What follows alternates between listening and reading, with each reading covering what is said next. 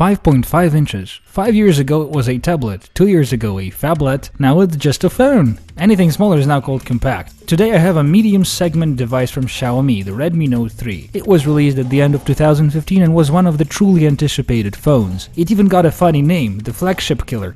Even more, it was anticipated by the owners of the prior Redmi Note 2, to which it is a huge upgrade. My name is Dmitro Voloshin. Let's look at it closely right now.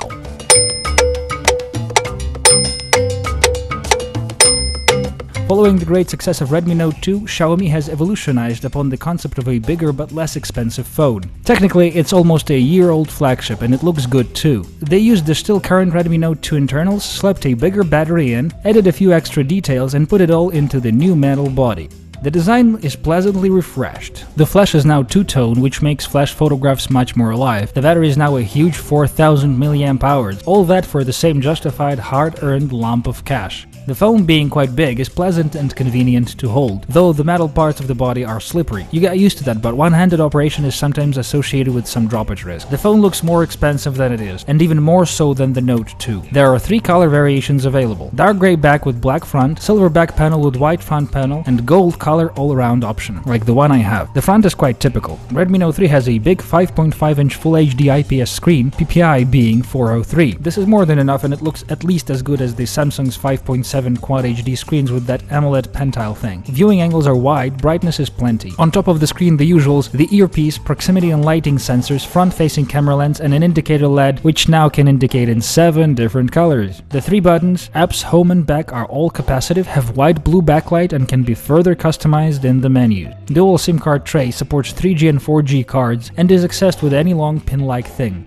Power and volume rockers are on the right, and they are perfectly placed and spaced. The top has a headphone jack, noise reduction microphone, and IR blaster opening. On the bottom, main microphone and micro USB socket that supports OTG. Phone's back panel is made of matte metal and is rounded on the edges. It's nice to the touch. The top and bottom sections of the back are made of plastic and are not as pleasant as the backplate, but all the phones have this. On the top, there is the 13-megapixel camera lens with a dual-tone flash, the very good fingerprint scanner as well. The bottom has a speaker grill, Mi logo, and a small plastic tab to keep the phone from muting itself. When the phone was introduced last year, it was all the buzz. A budget phablet with almost top specs was very good. Xiaomi uses a trusty 8-core MediaTek MT6795 Helio X10, which is still plenty fast and is used in many other top phones. Redmi Note 3, as the Note 2 version, is produced in 2 options, 2 and 3 gigs of RAM. Apps and UI run smoothly. The one I'm testing right now is a 3 gig version, which means that I can open all the apps in the world and they will not close on me when they are idle, which they do, for example, on my 3 gig Samsung. After full flush, there is 1.6 gigs of RAM available.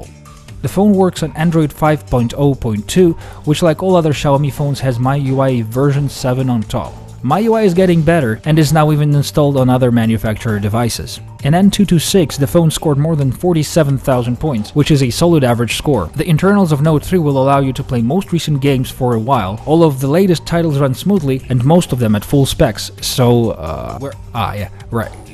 I was just saying that for a year or two, the Note 3 will be definitely good enough for your entertainment. The phone supports all the latest wireless, but no NFC again. The GPS satellites are fast to find, which is very good for a budget phone. The main camera of 13 megapixels with aperture 2.2 makes good pictures and is comparable to a 2-year-old flagship. Evening photos degrade. Noises and not as snappy focusing, blurry is possible. Still, the pictures are decent. The main camera shoots video in Full HD, quality is good all around, and there's a slow motion mode and an automatic speed up mode. The front camera is 5 megapixels f2.0 and it's very good for the selfies. There's a beautify feature and the usual gender and the age definition feature. It shoots good 1080p video. I expected a lot from Note 3 in terms of battery life. It has that huge 4000 mAh battery, so I thought it would live at least 2 full busy days. This proved to be true. If you give it a hard time with always on screen and constant GPS, gaming, videos and stuff, you will not be able to kill it till the end of the day. If you use it normally, 2 days is totally realistic. Fast battery charging is still supported, but it's not too fast.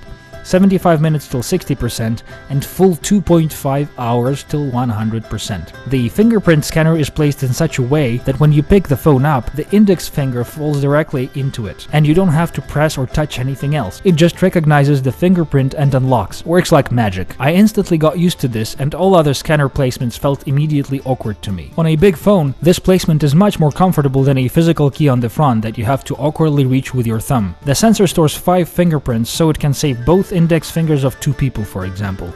So far you cannot unlock the secured apps with the fingerprint, but this will be added in the future. The firmwares, by the way, are as easy to download and install as usual, and it takes just a few minutes to install while you have some free time. I was pleased with this phone. It looks very good, it is fast and will be adequate and current for a long time. It takes good pictures, has all the things needed, and is attacking the more expensive market segment actively. It's a treasure and a steal for those who need a budget phone free of compromises and updated regularly too. That's really all there is. Stay tuned for all the things Xiaomi. This was Dmitry Voloshin. I will see you soon.